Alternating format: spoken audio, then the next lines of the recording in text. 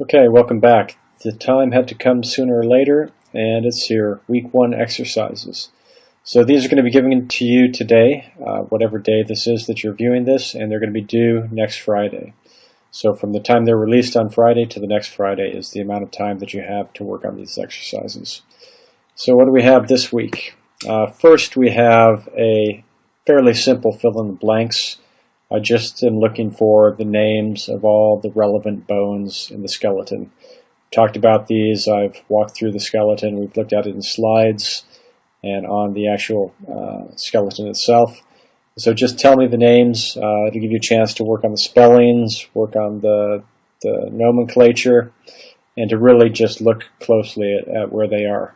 Things like the radius, the ulna, the carpals, etc., etc. I've left a little bit of the detail off of the lower legs and the feet, which we'll come to a bit later. But for now, concentrate on all the blanks that are empty. And what you can do with this, depending on how you're going to work on these exercises, is you can either print this off or you can work directly in an image editor like Photoshop. There's a few links in the Getting Started page.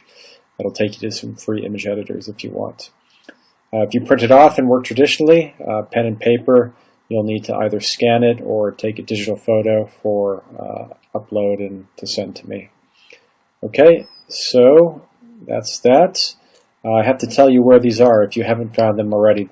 All the images that we're looking through are going to be zipped up into the week 1 assignments link, and you just download it directly from there. That will have a high-resolution image of these for you to work on. So that skeleton is first. Second, we're going to do some locating names and landmarks on images, just to really get you guys familiar with working through the exercise yourself, the kind of detective work you have to do to place these. So what I'm looking for on this type of exercise is just a draw over, paint over schematic, talking about all the things that I've shown you already as we worked through the slides. Looking at chromium process, spine of the scapula, medial border, etc., etc. Some of these aren't going to have a lot. Some will have more than others.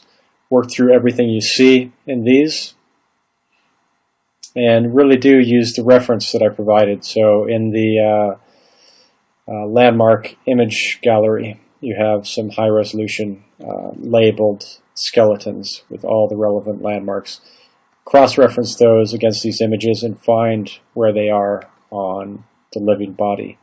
And that's the exercise, which will really help you to commit and to actually start to become a detective for finding this sort of thing out yourself. So this would be close enough to finish for me right now. And this is going to be, moving forward, weeks from now, the starting point for going in and putting all our the musculature on the body from here. Right? So landmarks is the first step. So next, these are the images you're going to work on. We have average man swimming on top of a white cube. And so find average man's landmarks from this view in this particular articulation. And average man doing a push-up on the white cube that he was swimming on a second ago.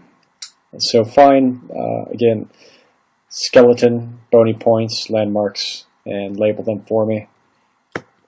Third is probably the hardest of the three, because there's a lot going on here.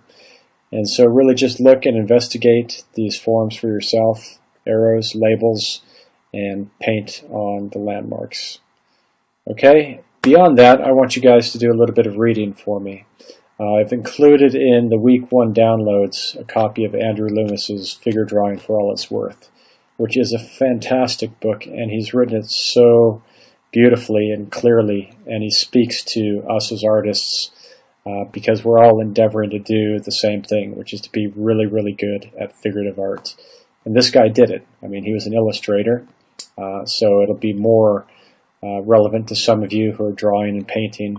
But beyond that, for everybody who's sculpting or working digitally, I still firmly believe that everybody needs to have a foundation in drawing to really prototype ideas and to work through the body in every angle to really internalize it. So drawing should be one of your tools, regardless of whether you consider yourself an illustrator, painter, or drawer.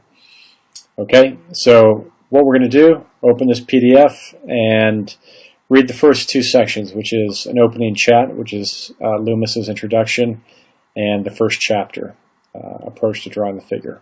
Both fantastic, and hopefully they're a little bit motivating and inspiring. And the PDF can be, again, found in Week 1 downloads along with the course notes. Okay, so that's it for Week 1 assignments, and please submit these back to me. You can send them to assignments@scotteaton.com, and it'll get to me, the images that you've marked up, by the following Friday. Okay, thanks very much. I look forward to seeing what you do.